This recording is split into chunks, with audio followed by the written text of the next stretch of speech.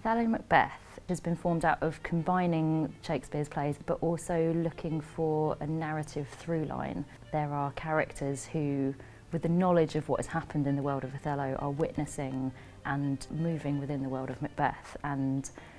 by combining the two stories it's letting them think in a different way about how those plays end and what they might mean to us today. I think what audiences can expect to see is a faithful telling of both stories, but a bit of a narrative twist as the two stories start to meet, and also some questions about whether there are elements of those two stories that we want to keep telling in society, and whether there are moments where the politics of Shakespeare's time butt up against the questions that we're asking ourselves.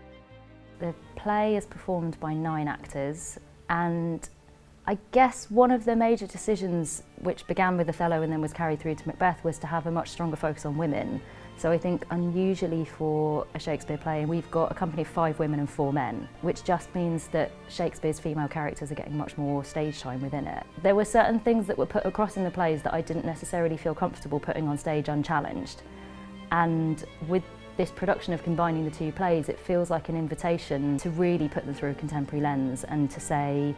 do we agree with these things? When I first started looking at Othello in particular, I watched the O.J. Simpson Made in America documentary which won an Oscar, and it was the same time that O.J. Simpson versus the People was on TV, and it occurred to me that there was so much screen time being given to the man at the centre of that story, and actually the story of O.J. Simpson killing Nicole Brown Simpson felt very similar in a lot of ways to the story of Othello. I felt really frustrated to look at the 2 of them and then look at the story of the death of Desdemona and go, I still think we're maybe looking in the wrong place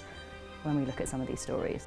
Opening this show in Manchester and then bringing it to London and having that relationship between the 2 theatres felt like a really exciting opportunity to say, these are plays about the nation, these are plays about the whole country, and they belong to all of us in this country.